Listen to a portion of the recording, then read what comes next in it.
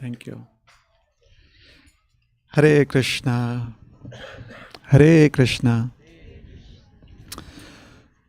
Om Ajnanatirandhasya Jnananjanashalakaya Chakshurunmilitam Yena Tasmai Shri Gurave Namaha.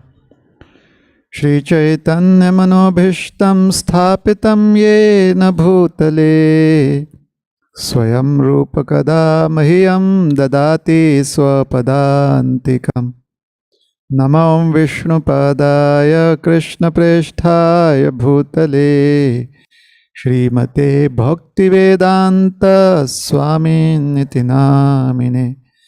Namaste Saraswati Deve Gauravani Pracharine Nirvishesha Shunyavadi Paschatya Deshatarine Vancha Kalpatarubhyascha Kripa Sindhubhya eva cha Patitanam Pavanebhyo Vaishnavebhyo Namo Namaha.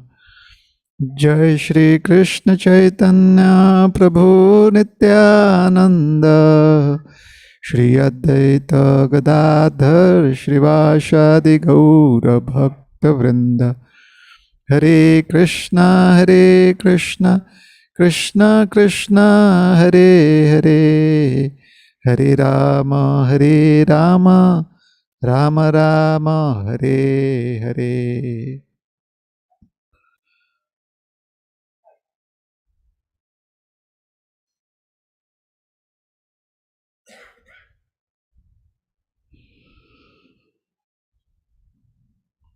Hare Krishna. Everyone is comfortable? Yeah? Okay.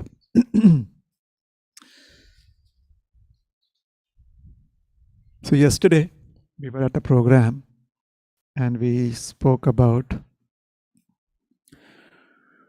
how Lord Chaitanya as a little baby, as a toddler,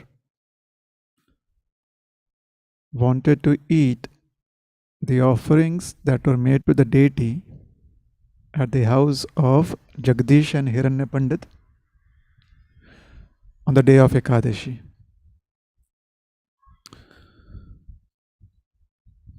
And Lord Chaitanya was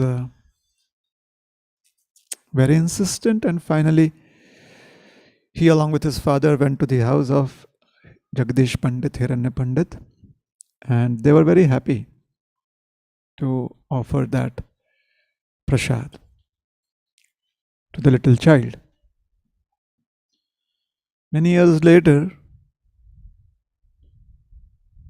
when Lord Chaitanya was a young man, he had asked Jagdish Pandit, two brothers, Jagdish Pandit and Hiranya Pandit. So he asked Jagdish Pandit and his wife to go to Sri Jagannath Puri, and they did.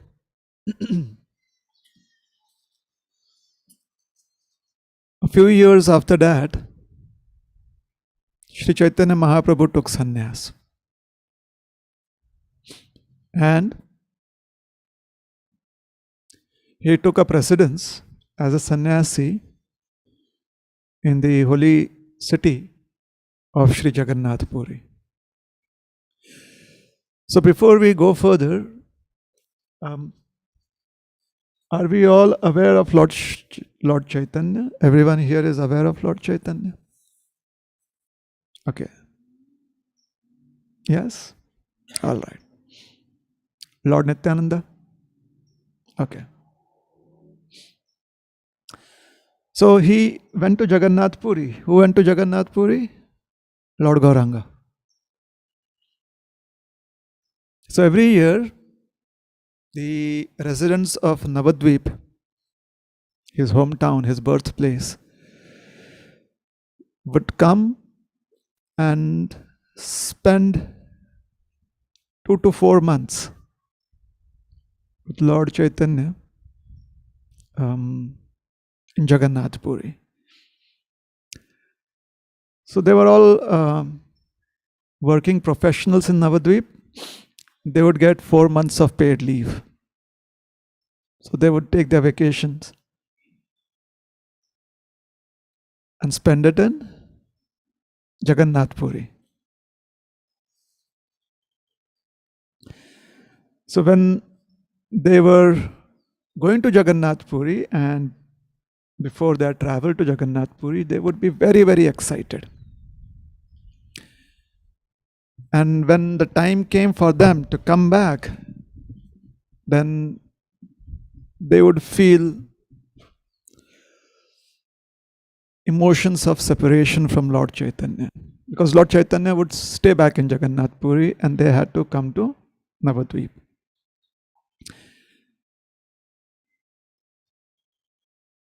Advaita Acharya,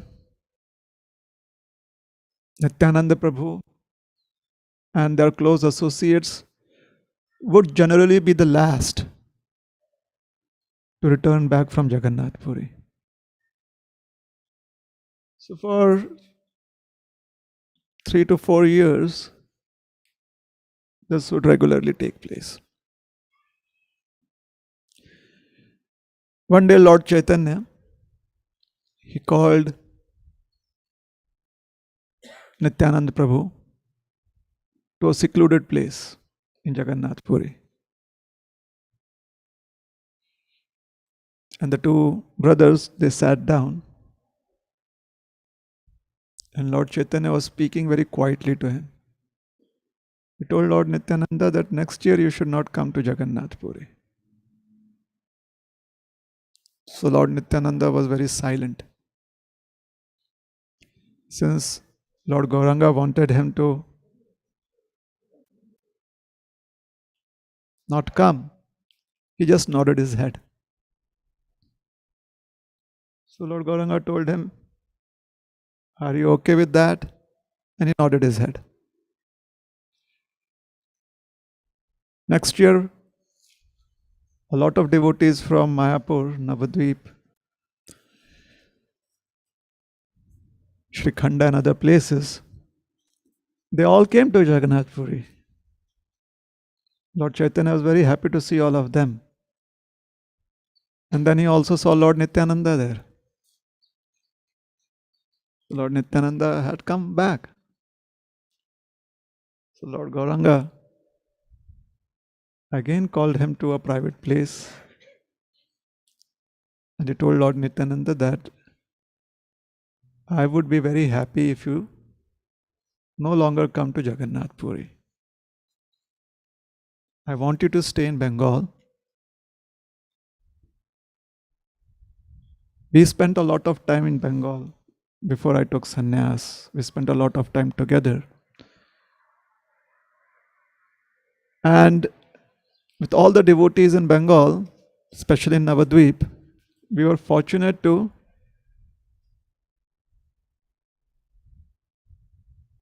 spread and share Krishna consciousness to all the fortunate living entities. However, since the past few years, most of you are spending your time here in Jagannath Puri. So my request is that you stay back in Bengal and you encourage the people of Bengal to be very, very enthusiastic in their spiritual practices, to be very happy chanting and taking the holy names of Krishna.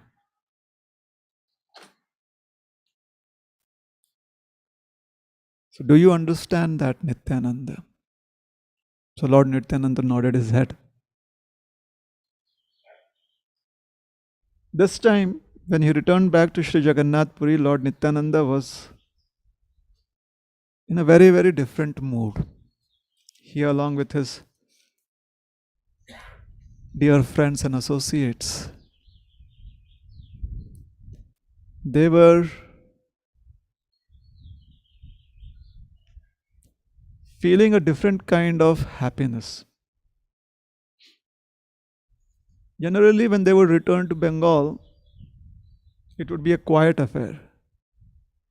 But this particular year, when they were going back to Navadvip,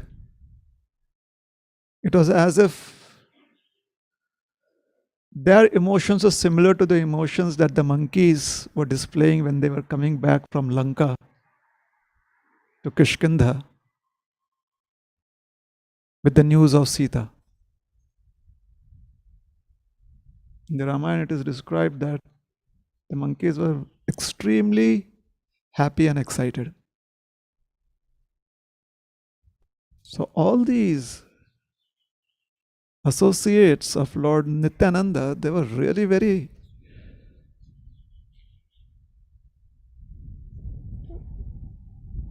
they were in a jubilant mood. And especially Lord Nityananda, he was constantly chanting the holy names of the Lord and dancing. And seeing him dance, the devotees were just going crazy. Have you ever experienced that in your life? How many of you have been in some really intense kirtan in the Hare Krishna movement? You know intense kirtans? Everyone has been in some intense kirtans where practically people forget that they are not supposed to fly.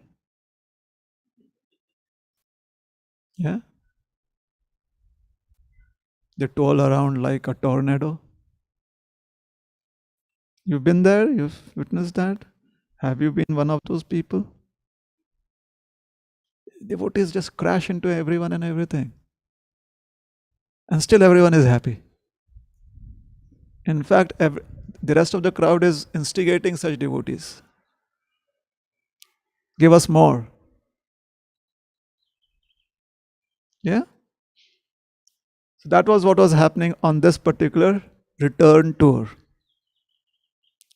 One of the devotees suddenly felt inspired to play the flute like Krishna. So that devotee stood in a threefold bending form with a imaginary flute on his lips and trying to play with his fingers, and basically his fingers was just playing on thin air. But the sound of the flute was being heard by all the other devotees. Most probably they had Alexa or something like that.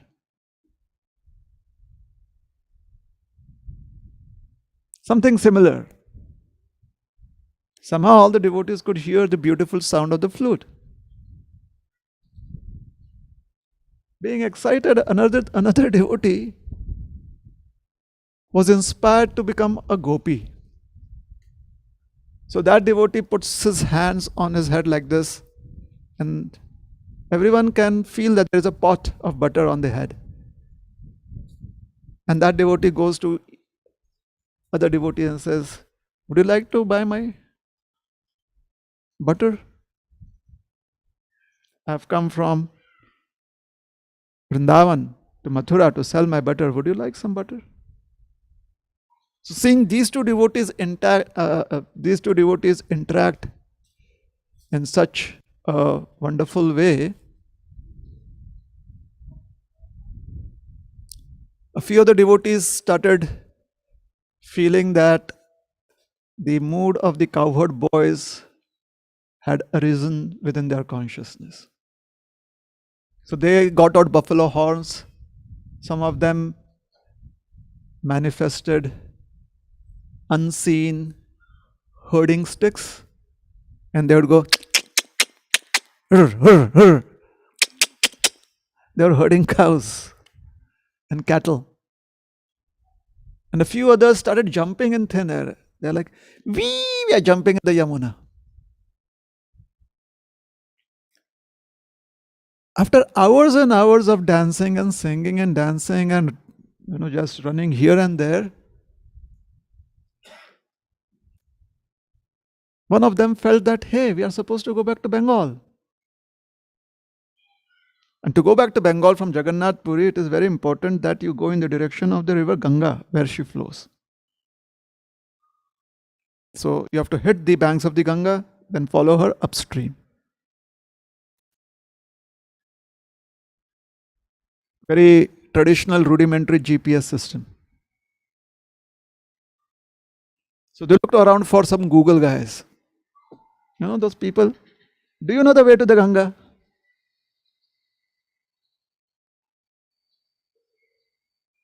The human interactive platform. That platform never goes like rerouting. They are so sure. Yes, this way. Are you sure? You'll find out.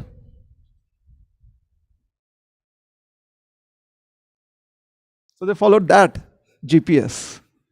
Do you know what is the way to the Ganga? They said, Ganga. My dear sir, the Ganga is behind you. They had traveled south rather than go north. They were going north and somehow they backtracked. They had no idea. And they started laughing like, what are we, kids? Are we bowls? Mad people? Who are we? We're supposed to go to Bengal. So then they kind of reorganized themselves and they said, all right, now we are going to see the Ganga. They walked a few kilometers, few miles. Suddenly Lord Nityananda started dancing. They said, oh no, he's dancing again. It's like, when we have a festival, maybe at one of our temples or some other place, after a few hours of kirtan, when it is prasad time, you're like, yeah, it's prasad time again. That was a feeling that they were having. Oh no, he started dancing again. So he was dancing, he was chanting. And the devotees, again, they were inspired in various ways. They lost all track of time. Then after hours and hours of chanting and dancing, they asked another gentleman, sir, is this the way to the Ganga? And they said, Ganga. Where are you coming from? They said, we are coming from here and here. Oh, sir, you are traveling towards the west. You have to go to the east. Oh, sorry. So how many kilometers to the east? A couple of kilometers. They said, no, you've traveled at least 25 kilometers to the west. So they again started giggling and laughing that, how did that happen? We are adults here. How did we lose our way? In this way, somehow or the other, they made their way to the Ganga. After hours of chanting and dancing and just being happy, they reached the river Ganga, followed her upstream, and they came to the town of Panihati.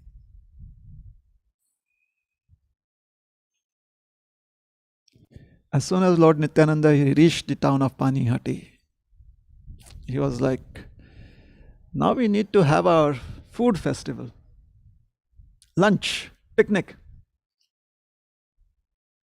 So Lord Nityananda says, Raghav Pandit,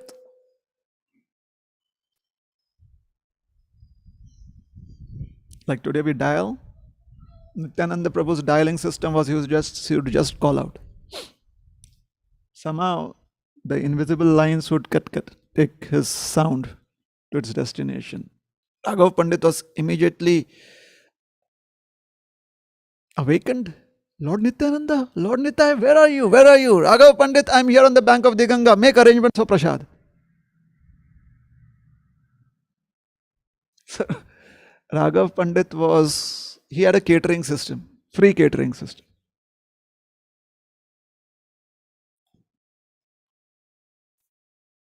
Like in India, in Chennai and most of Tamil Nadu, we have Amma's kitchen. Anytime you walk in, you'll have nice, hot, steaming food. You've heard of Amma's kitchen? Okay.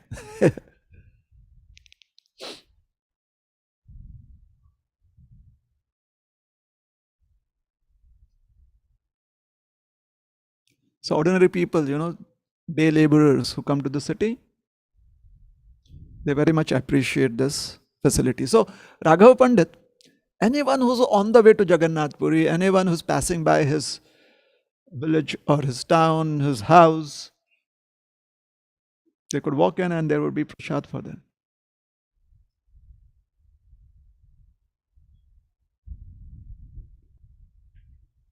He was like the kitchen of the entire movement then. Raghava Pandit, bring prasad. Yes, sir. They had such a wonderful feast. Lord Nityananda said, I'm staying here for some time. He stayed there for some time, 3 months. After 3 months, he says to Raghava Pandit, I'm leaving, just like that. Raghava Pandit says, I'm so fortunate that I had the opportunity to have your association. Please stay for some more time. He says, why? I'm leaving. He requested him, please stay for some more time. He said, okay. He agreed. And then he said, today I want to dress in very expensive clothes and I want to decorate myself with expensive ornaments. Raghav Pandit called up his bank because he had his box. You have a box at the bank? You keep your valuables there. He called up his bank. He said, please send all of my ancestral ornaments. The banker asked, really, sir? They're concerned, right? When you withdraw everything. Is there any problem? You don't like our services? He says, no, Lord Nityananda, he wants to have ornaments. Oh, Lord Nityananda wants? The banker said, I'm also withdrawing all of my ornaments. He removed all of his ornaments from the bank. The employees, sir, what's happening? He said, Lord Nityananda wants ornaments. He said, oh, he wants? They also withdrew. Unlimited number of people, they got to hear about Lord Nityananda's desire. They all came with all of the ornaments. And then the cloth merchants, they heard he wants the finest of dresses. So they came with the best of their dresses for Lord Nityananda, finest silk. So Lord Nityananda sat down and they said, decorate me. He's Ananta Shesh. A beautiful throne manifested. He sat on the throne. And they started decorating Lord Nityananda. They gave him wonderful garments, wonderful, exquisite silk garments, gold jewelry. I mean,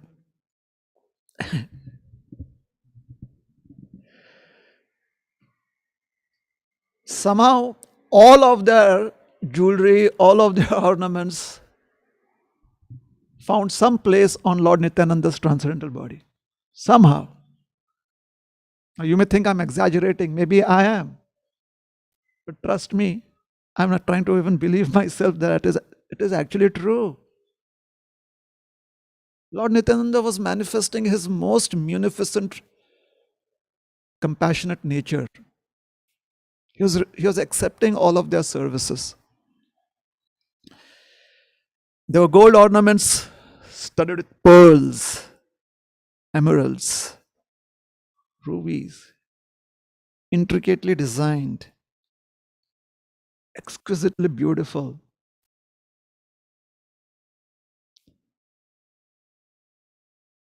Anything except gold was not even considered. No silver. Although in today's time, silver prices are going up still. There was no pandemic.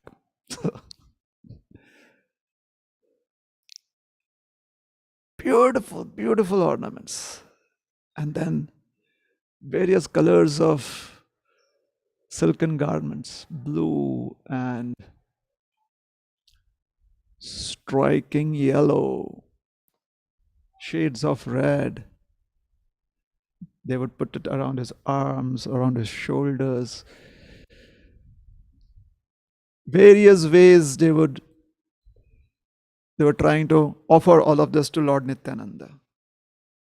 Lord Nityananda raised up his hand. Every finger had rings. They went on placing rings on those fingers. Then Lord Nityananda bent forward and they put necklaces on him. Some of those necklaces were dangling up to his neck. Some was right around his up to his upper chest. Some was right around his neck. Some were all the way up to his upper stomach. His broad, fine chest was making all of these ornaments appear beautiful. The ornaments are kind of feeling very happy. They felt all right. Today, our stock value has gone up. Really.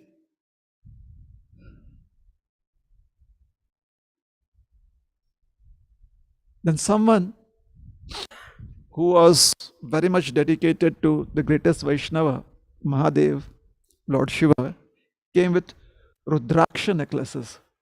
Lord Nityananda, he said, please put that on. So gold, and there were a few beads of Rudraksha. Nityananda was constantly chanting the holy names of the Lord, and he was swaying this way and that way. And as he was swaying, the necklaces would also sway. Some necklaces would get entangled. It was as if one necklace was telling the other necklace, me first. Get in line. The earrings were trying to kiss the cheeks of Lord Nityananda whenever they had an opportunity. Some of them were having fun. They're simply dangling up and down.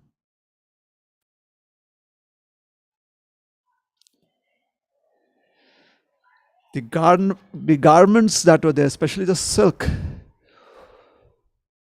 was feeling so full of grace and looked so graceful. This was the happiest moment of their existence, that they were closely, very, very intimately, they were holding on to Lord Nityananda's transcendental form. And they were just shining out with brilliance. Silk is very, very brilliant, especially when light falls on it. It's as if the light that falls on the silken garments is broken up into thousands of streams. So those reflections and the reflections of the ornaments was creating a very ethereal scene right there. Then devotees had come with wonderful garlands. Garlands made up of malati flowers, champak flowers, very fragrant, mallika flowers. I'm taking these names. There are other names that even I'm not aware of. These I'm aware of. They came with this beautiful handmade garlands, and they put it on around his neck. The garlands are feeling very shy.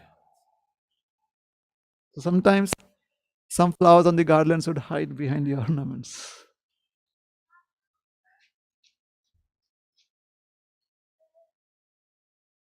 They tried to sit on his chest very delicately. The garlands were feeling that their petals could be very coarse, or they would be very hard. And therefore, they were trying to be very gentle. And they were trying to be, the flowers in the garland were trying to sit very delicately on his chest. When Lord Nityananda was decorated like this,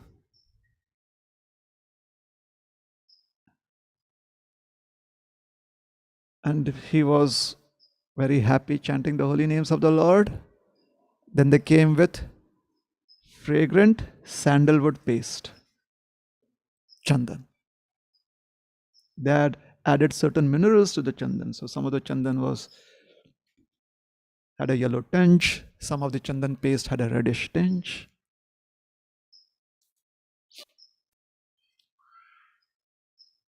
So they had come with chandan paste with different colors. They applied that to Lord Nityananda's forehead. They decorated his forehead with different designs. They decorated. This was sandalwood tattoos all over his body. Sandalwood. Because if they knew that after some time Lord Nityananda is going to dance, and when you dance, the blood flows, your body gets heated up. So they prepared Lord Nityananda's body for that event. They applied wonderful sandalwood paste. And the sandalwood was so fragrant that all of a sudden the bees and the butterflies of the universe got attracted.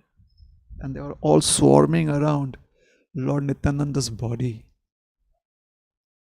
around the garland and his body. Then they brought out some more silken cloth, red colored, blue colored, golden colored, and they kind of intertwined all of these various pieces of cloth, and then they tied a beautiful turban on Lord Nityananda's head.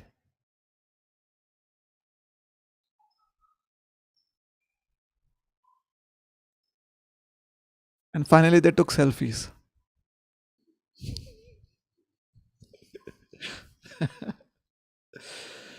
Lord Nityananda was Lord Nityananda. He was completely intoxicated with the chanting of the holy names of the Lord. His eyes would not stay stationary. His eyes were constantly rolling in all directions. It was as if he was completely lost in a transcendental mood. His beautiful smile illuminated all the directions. It seemed as if a great king, the Lord of the universe, was sitting on his throne, giving darshan to all the fortunate souls there.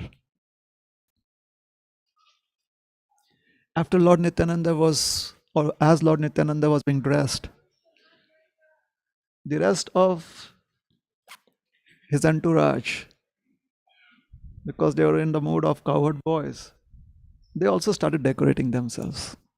They put on garlands, they put on ornaments. It was a very, very festive atmosphere. And when everyone was satisfied and Lord Nityananda was satisfied, Lord Nityananda said, Kirtan. They had wonderful Kirtan. And then he said, Raghava Pandit, Prasad. Prasad arrived. After a couple of days, he said, I'm leaving. Raghava Pandit said, my dear Lord, please stay. He said, you requested me, I stayed. Now I'm very much anxious to go and see Mother Sachi. I have to go to Sri Mayapur. So Raghava Pandit said, if that is your desire, my dear Lord, you are the independent Supreme Personality of Godhead. Kindly bless us always that we can remember the lotus feet of your lotus feet and the lotus feet of Lord Gauranga. Nityananda Prabhu, he reached Navadvip. Nityananda Prabhu glanced at the town of Navadvip. He saw so many wonderful. Navadvip was a very, very busy town in those days. Very, very busy town. He saw a lot of pious people, hundreds upon thousands of pious people. Their faces were so radiant, their contours, their personality was very, very attractive. Vrindavan Das Thakur says that it was impossible for anyone to have even a tiny bit of a sinful desire when they would see the form of these great personalities in Navadvip. Can you imagine that?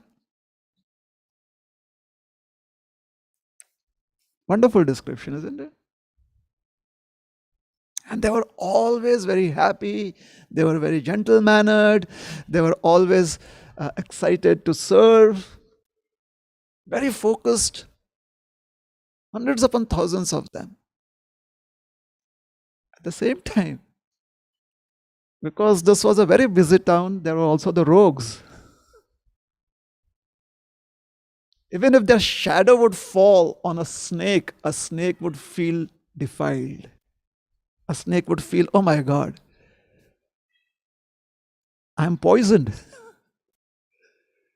There's such kind of people also there in Navadvip. Nityananda looked at them and then he understood why Lord Gauranga wanted him to stay in Bengal.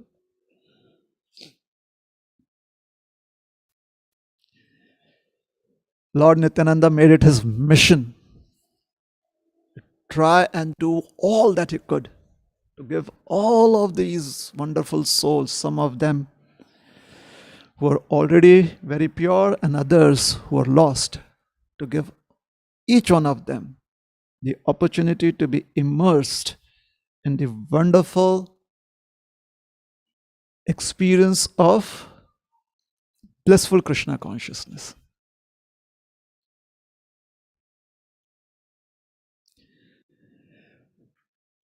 After spending some time in Navadvip, reaching out to so many people,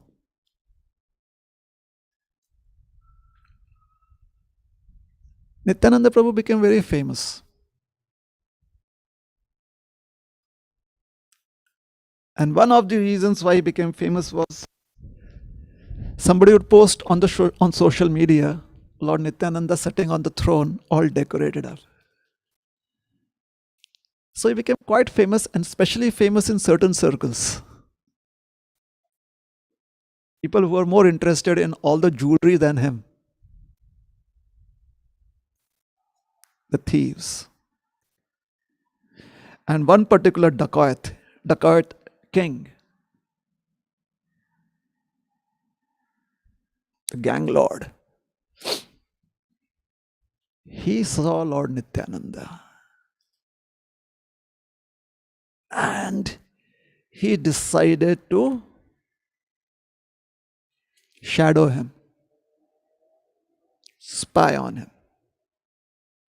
Because he had a lot of experience. He knew that if a person is boldly roaming around with all of this on himself, or is exposing himself with so much jewelry, let us see what kind of security he has. So he joined the group of devotees that would move around with Lord Nityananda. Now this is something interesting. Maybe we can take certain tips from what we are going to describe. He joined the band of devotees. He was so focused on finding out if there were any loopholes in Lord Nityananda's security that he was completely untouched by the devotional fervor of the devotees. Can we understand the power of free will? Being parts and parcels of Krishna, we have such free will that even if Krishna would give us all that we could ever imagine to make us happy, and we are not open to it, we would be vimukha. We would be like, maybe there's something more somewhere else. That is free will. Ichha Shakti.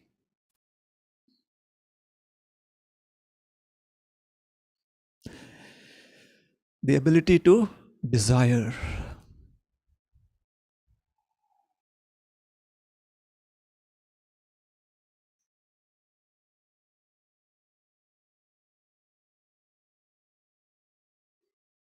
So he was literally a meditative yogi, but his meditation was on how he can steal the ornaments.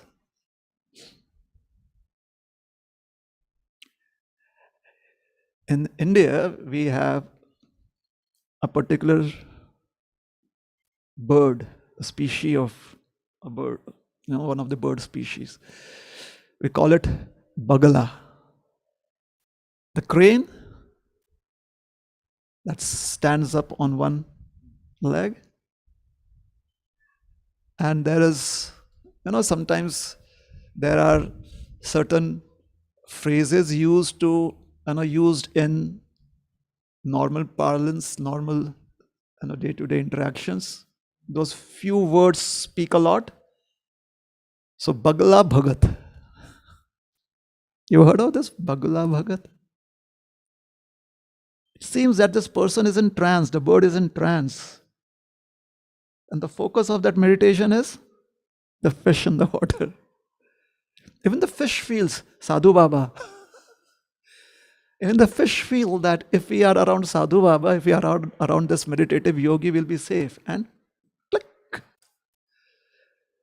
Seeing the right opportunity, the crane plucks them out of the water. And they get a different kind of liberation. The fish gets liberation by entering the stomach of the crane, the white crane. So meditation sometimes can be very, very focused, even when one wants to gratify one's senses.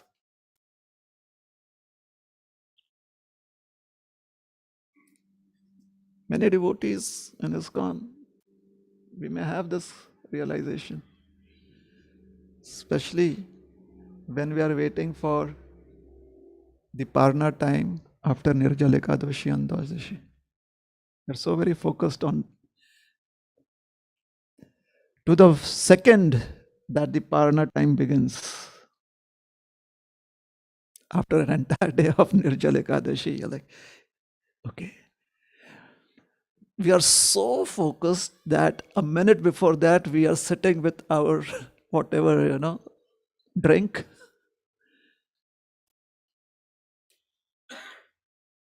To end the fast. If the fast, Paran time is 6:20 a.m., at 6:19, we have everything ready. 6:19. As soon as it hits 6:20:00, if that could have been taken as considered as focus chanting, we would have gotten full marks. Maybe somebody should petition Krishna. Krishna, our consciousness at the time of Dwadashi, the Dwadashi Paran timings, please consider that as our sadhana.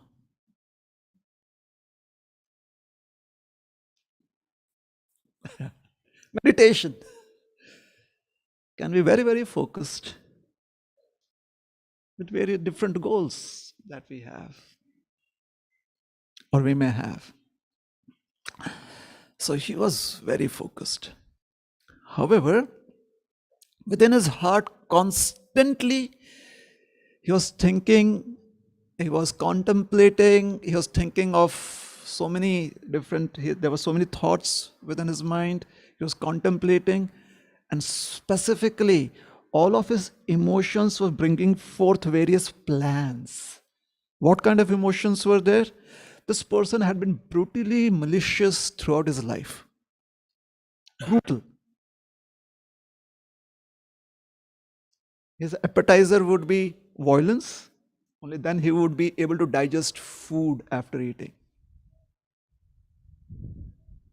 Sometimes when he would go to his doctor, the doctor would say, your digestion is not working well. He said, yeah, for the past few days, I've been less violent, especially before my lunch and dinner. What to do? I don't get the opportunity. So the doctor says, please spare me. I'm a doctor.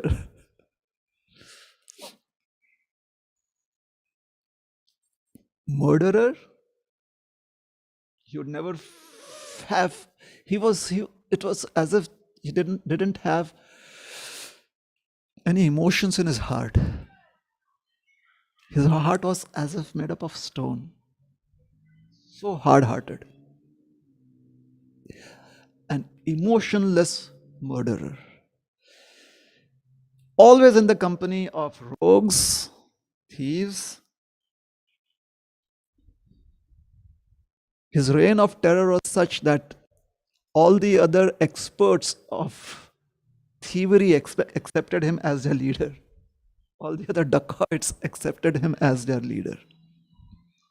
So he was trying to look for an opportunity to come up with a safe plan to loot Lord Nityananda's party and loot Lord Nityananda.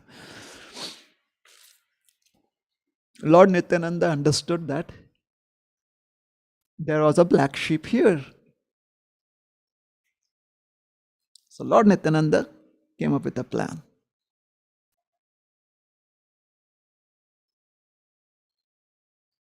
He went and took a precedence in the house of Hiranya Pandit. Hiranya Pandit's house was in a secluded place. After Jagdish Pandit had moved to Chokda from Jagannath Puri, Hiranya Pandit he had become a recluse. Very simple life. From the external point of view, he was extremely poverty stricken, very austere.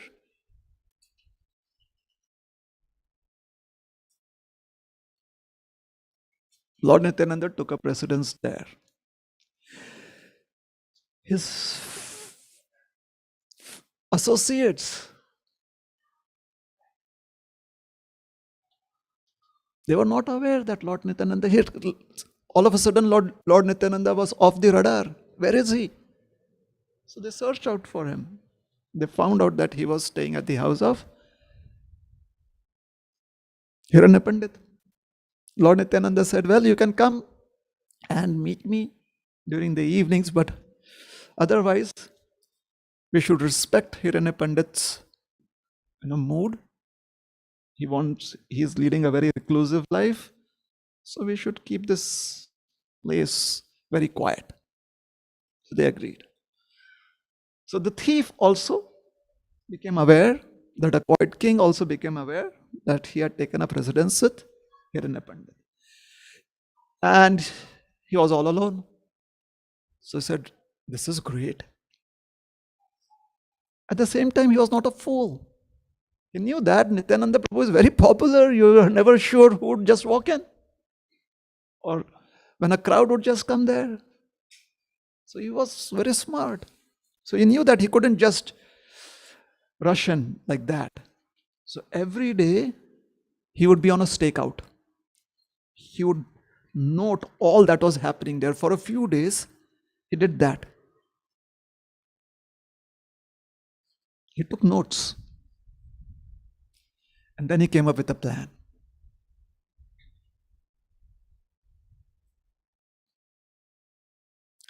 He went back to his gang.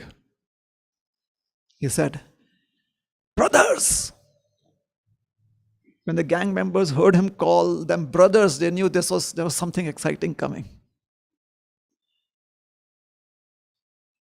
Typically, he would go like, you fools!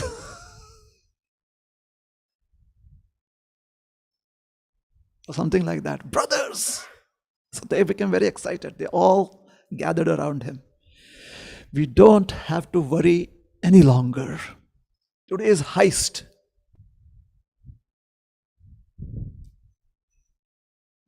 See, this is the original money heist.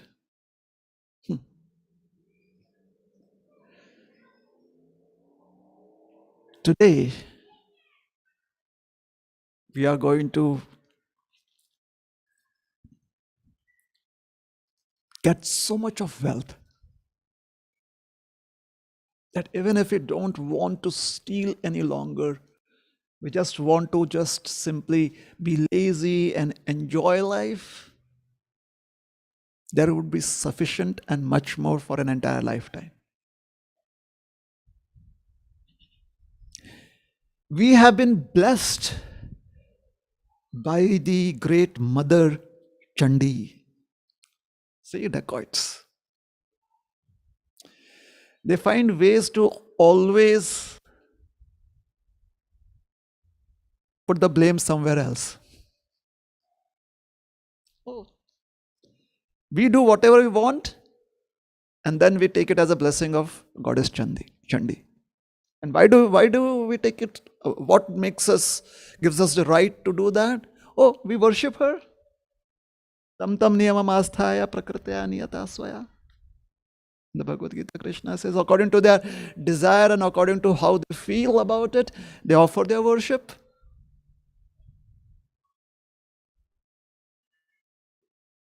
So, Goddess Chandi is extremely pleased. And she has arranged for us to go and loot a lot of wealth. As if Goddess Chandi is like, she is the dacoit queen. You know, she's like a super dacoit queen. That is how they're presenting Goddess Chandi as. That she has arranged for us to loot a lot of wealth. For a few days, I have been shadowing and Avadhuta, really crazy person, always lost in his own thoughts. This person has so much gold, gems, jewelry worth millions of dollars. Actually, the original text is a lot of money, but dollars would make sense to us, isn't it? As soon as I say rupees, people in India think divided by 70 or into 70. Millions of dollars. Everyone's eyes were practically popping off. They had this excitement on their face. Their mouth was watering. They are like, they wanted to ask where, but they were so excited they couldn't speak. Their leader had made them spellbound. So much wealth. He said, I know you want to know where this is. This is at the house of Hiranya Pandit. Those who knew where Hiranya Pandit's house was, they were like,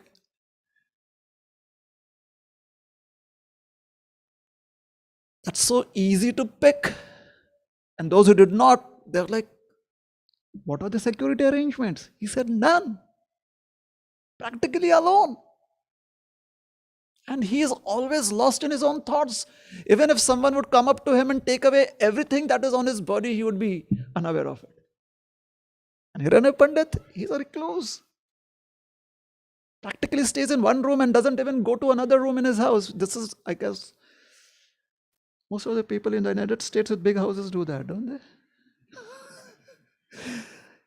They may have a 5-room house, but most probably in their entire lifetime, they may not have visited a couple of rooms ever. Should we call them recluses? A recluse. Easy pickings. But still, we are dacoits. We have a reputation. Go and sharpen all of your weapons. Collect your swords, your shields, your spears, and other cutting instruments. Sharpen them, clean them, oil them. Because if we just steal and come, where's the fun? There must be some gory blood spilled. Sharpen all of your weapons. They all dispersed very quickly, quietly, excited that today evening we are going to have a feast.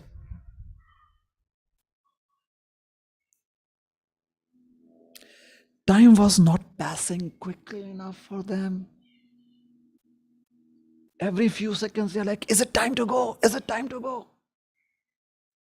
They were getting so agitated. They were practically, they were making each other miserable. Has that ever happened to us? If after Nirjala Ekadashi, on the day of Dwadashi, we are at the temple, and we know that there's wonderful feast prasad, how much longer will the lecture go on? You're not satisfied asking one person. You'd want to ask everyone, anyone who could give you the right answer, which is right now. We will not stop till we have asked every single person who doesn't give us the right answer till we get the right answer. That's eagerness. That shows that we have the potential to know the absolute truth.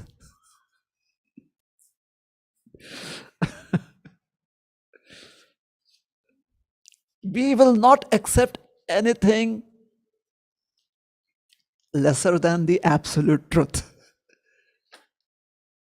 So they were practically kind of, really, there's so much of energy arising within themselves. They wanted to kill each other. Like, let's go. Otherwise, I would just want to chop off something or someone, loot someone. When material passion is at its zenith, which in this material world inflicts every single person practically every hour. At its zenith, you're like, you cannot sit. If you're in the car, you're like, why doesn't the traffic move? It is going, all the traffic is moving at 60 miles an hour. Still, you're like, you hit the horn, slam on the brakes on the accelerator. If you're at home and you are feeling that passion, you're kind of jumping around like a monkey from one room to the other room. And people are like, what happened? Waiting for something to happen. That's passion. Passion means intense hankering. Intense hankering. And how does it happen? You just have to be in this material world. It comes free.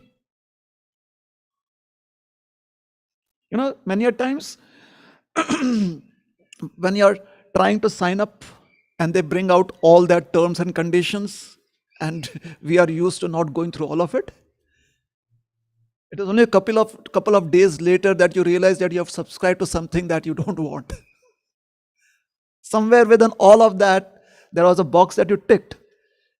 And when you realize that, hey, how did this happen? Suddenly my account has been debited. You go back to the terms and conditions and you see, I ticked this box. Yeah. So in this material world, that is what happened. We thought it would be fun here.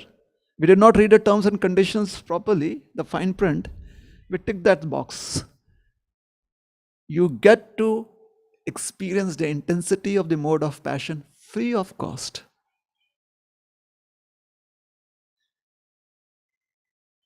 It's like you're chanting Hare Krishna, Krishna, and suddenly something comes up right there in the upper chambers here in Swargaloka, the heavenly planets here in our body. Something comes up and I'm like, okay, I cannot focus anymore. I have to look this up.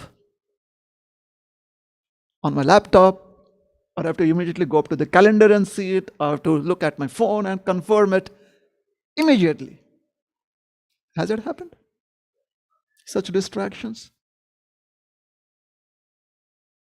They never ask you, sir, can we disturb your chanting? No, they never do that. And they don't even charge us. Free. Mode of passion. So they were really. That was the longest day in their entire life. Can you imagine what kind of katha the dacoit king must have done? They must have been so inspired. Longest, they were waiting for the sun to set. And soon as the sun set, they were on their way. Very quickly, they reached to this secluded part of the town. There was a grove of trees, and amongst that grove of trees was the house. Darkness had set in. Interestingly, the house was lighted up, and there was a lot of sounds and laughter, and it seemed as if a lot of activities were happening in the house. They could hear the loud laughter of people. They could hear people talking to each other. It was as if there was a lot of merriment going around.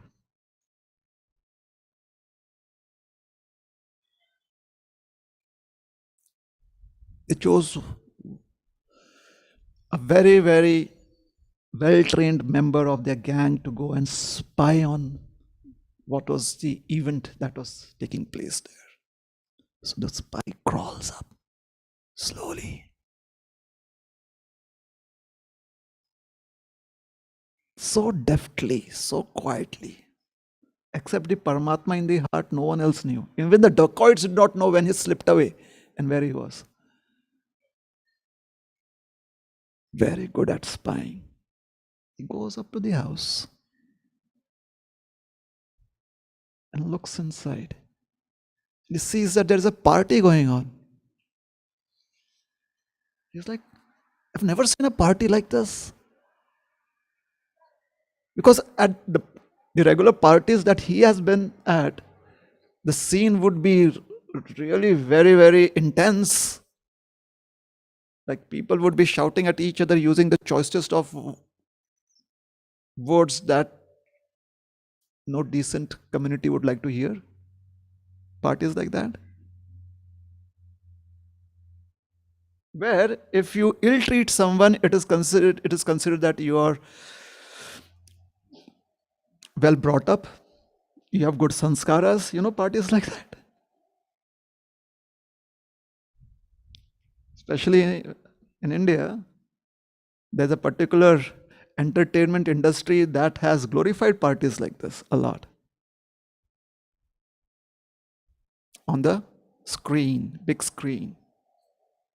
Bollywood.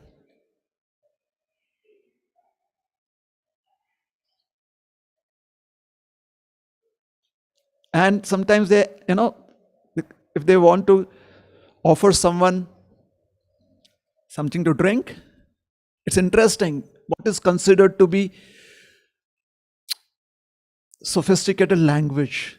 The language of those who are well read and well bred. What would they ask? What is that? What is your poison? You've heard that before? No? How do I know?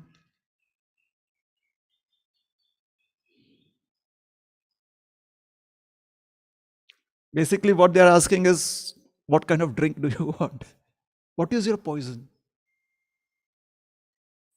And if they ask, like we ask, what would you like to drink? What juice? They don't say, what is your poison? And it's considered to be high society talk. High society talk.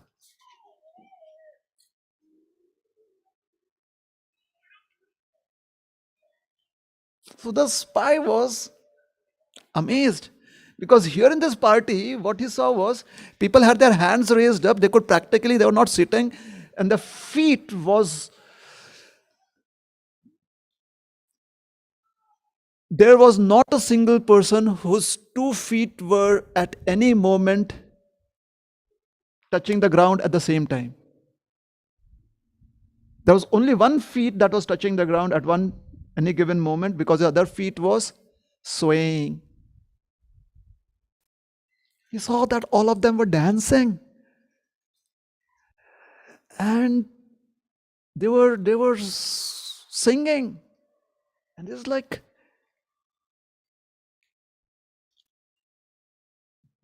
this is the song. Are these people from the dinosaur age? Like when human civilization did not even exist, this is a song from then. Hare Krishna, Hare Krishna, Krishna Krishna, Hare Hare, Hare Rama, Hare Rama, Rama Rama, Hare Hare. People still sing in today's age. They sing the song. He's like, "Ugh, what is this?" He was feeling like vomiting. This is so bad. They don't even know how to party. How is it that they're so happy? And then he realized, I'm not here to see what they're doing. I'm here to understand, when will they stop doing this and how did this all happen? So he looked around. He saw that the house was full of people. They were eating food, and they were like, when they were having food, they needed more food. They would say, "Can I have more prasad, please? Can I have more prasad, please?" And he's like, "What is this prasad?" It's like, what kind of place have I come to? Our king. Why does he want us to go through, especially me? Why did he choose me to go through such torture? What kind of prasad? Can I have some prasad? Hare Krishna, dance. He's like, all right, what can I do? This is my job. You can relate to that, right? Many times I've heard people say to me, Prabhuji, we are just doing this job somehow or the other, tolerating it. Just my job. So that person was also saying the same thing. I have to just get my job done. Just tolerate all of that. Gather as much information as I can and bring it back to my gang. So he gets all that information and he goes back to his gang and he says, how do I even describe? So I see this person sitting right there. It's as if he's the whirl of a flower, the center of a flower, and everyone else is sitting all around him, and they are all facing him. It's as if they are like petals. They are chanting this Hare Krishna, Krishna Krishna, Hare Hare, Hare Rama, Rama Rama, Hare Hare. The others look at him and they are like, we want to vomit. What are you saying? Stop saying that. He said, what did I say? You just said that. No, I did not say that. Yeah, you did. No, I just said Hare Krishna, Krishna Krishna, Hare Hare, Hare Ram, Ram Ram, Hare Hare. Others were like this. Stop. He couldn't. He did not even realize that he was saying the Maha Mantra. He's like, this is what they're doing. He's like, okay, edit that part. He says, edit what part? This part. He couldn't understand what they were asking him to edit because he wasn't realizing that he was saying the Maha Mantra. It's amazing, isn't it? How many of you have been to Mangal Aarti? And when do you realize that actually what you're singing was Mangal Aarti? You know, there are 8 verses in Guru Ashtakam. Has it happened that we kind of realize by the 5th verse or 6th verse that, oh, I've come to the end of the Guru Ashtakam. Yeah? Don't realize. And here we are trying to be devotees, we don't realize. Imagine those who are dacoits. How will they ever come to know that they have just chanted the Mahamantra? Edit that part.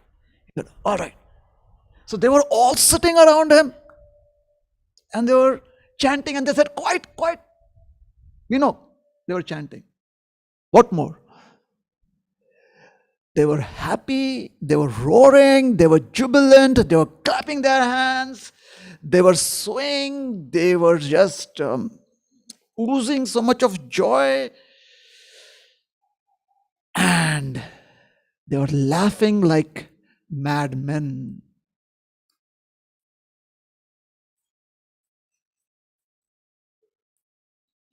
Some of them had tears rolling down their eyes.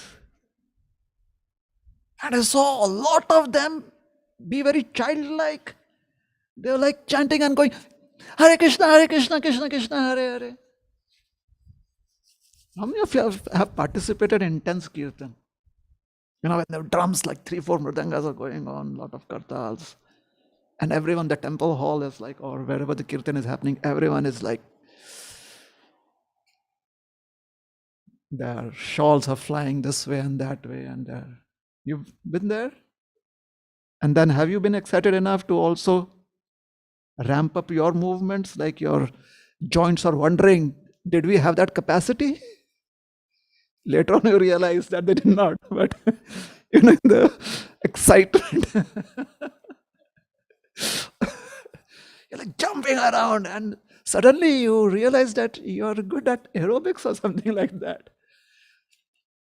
The muscles which would simply cry out in pain when you wanted to do the simple of asanas, they seem as if you are a very fluent yogi. You could do the asanas, your joints, your hands kind of just move wonderfully. Childlike. Have you seen a child like that?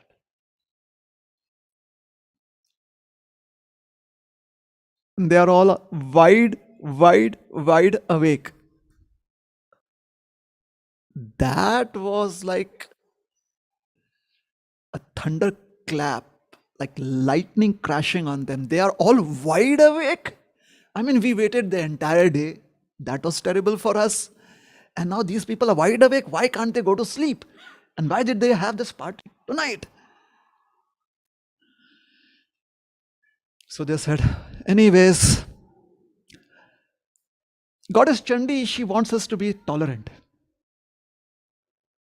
Tam titikshasva bharata. Krishna says in the Bhagavad Gita, you should be tolerant in happiness and distress. So they decided to wait. They looked around. They found a comfortable tree, the trunk of a tree. They went and they kind of sat around it. They put their weapons to the side. And they said, all right.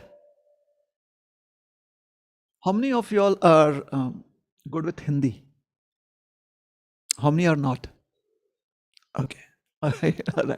I'll explain it to you later on. You can ask your dad. So they sat around, they put their weapons there. They looked at each other. And then, do you know what they did?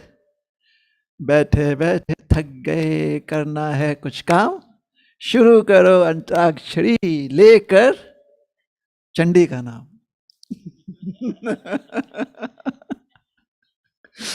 So sorry. They had to while away the time. So they're like, all right, let's do some small talk. What was the small talk? It began with, that day when we raided that place and we chopped off everyone's fingers. And sorry, I wouldn't want to describe it, but that is how it began. And that kept them energized. Time passed. Nityanand Prabhu, he had already,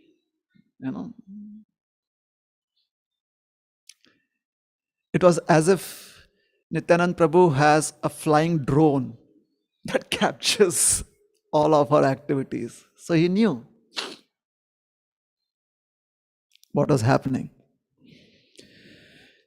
Nityanand Prabhu, he invited a very special lady to come there. Would you want to know who's that special lady? Nidra Devi, the goddess of sleep. He said, please come here.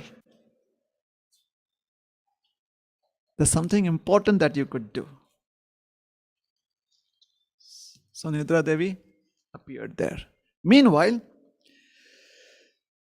after having played Antarakshari for a long, long time, after having passed there, having the small talk, they started expressing what they would like to do with all the money, all the wealth they would have after distribution of the loot.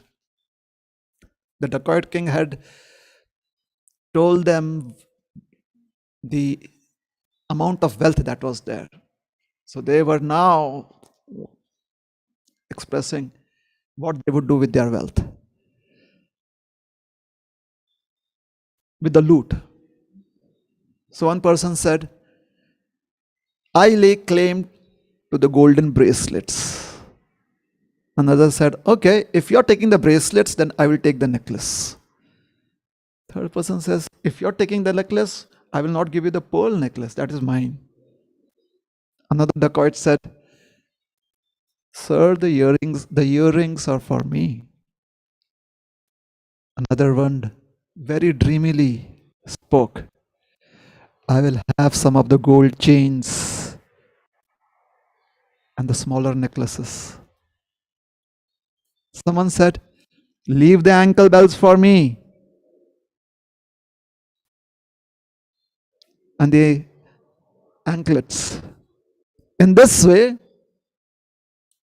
in the middle of the night, they were daydreaming.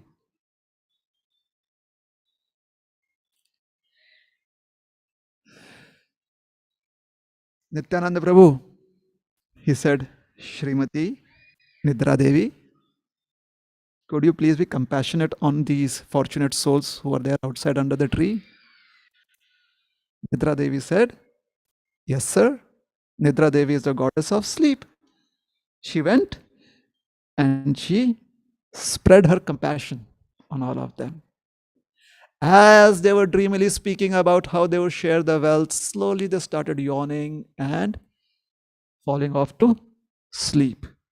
So from daydreaming, they went to night dreaming now.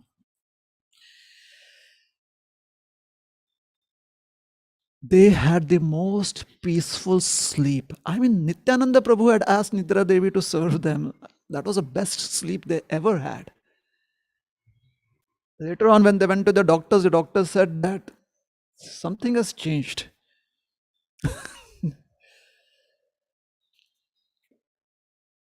Sometime in the past week, you had very good sleep, which you've never had before.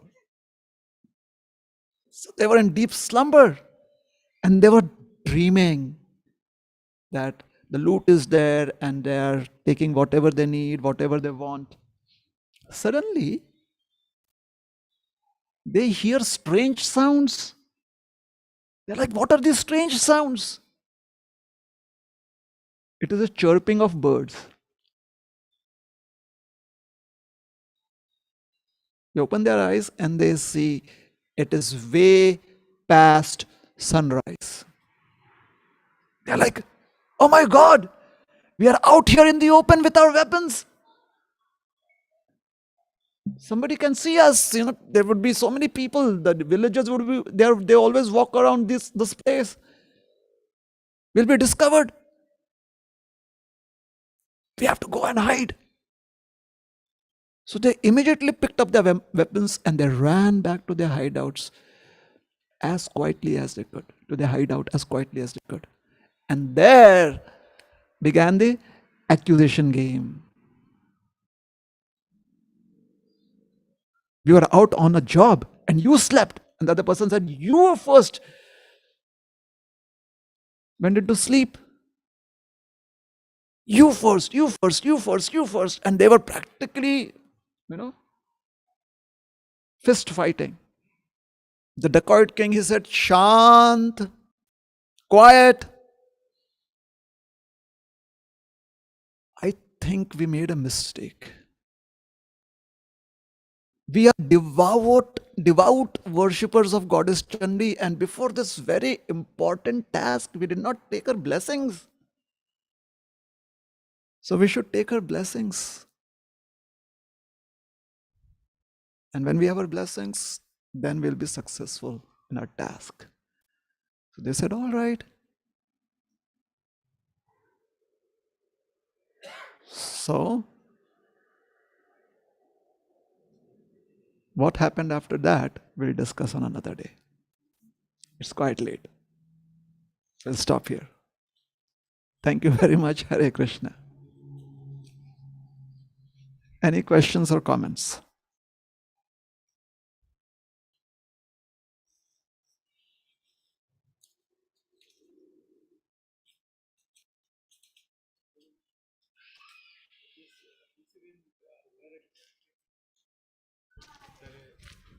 Where Is it near that? Is it near the Panihati area? That's where it happened, or No, they are in Navadvip. Navadvip? Come to Navadvip. Okay.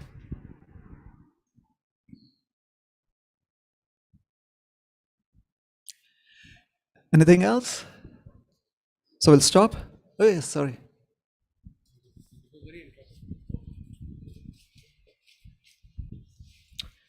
Thank you, Prabhuji, for a wonderful katha. So it was very interesting to see how Nityanand Prabhu was respecting the moods of the devotees that he visited and stayed with. So on one end, when he met Raghav Pandit, who's so hospitable and looks like very social, he gave him a full opportunity to serve him in all the opulence that could be possible. And when he went and stayed with Hiranya Pandit, right, who's a recluse, he's respecting and he's telling everybody, you don't come here, give him his space, and he's having good peaceful time with him. Of course, later on the pastime changes into what it does, but it was very nice to see how the Lord reciprocates with the mood of each of the devotees there. Thank you. You're welcome.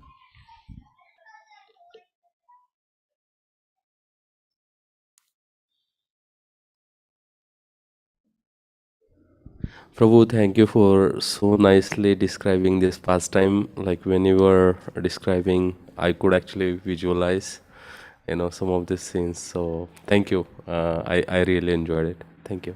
You're welcome. I have a secret to share. It is a little cold. That is why I'm very animated.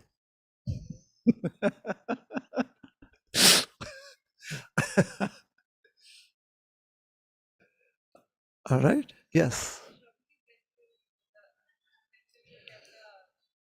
Hare At Krishna Prabhuji, Dandavat Pranam. And it most was. probably, I will continue tomorrow at tomorrow's home program. Yeah. Oh, okay. Okay. So I don't know about that home program. Oh,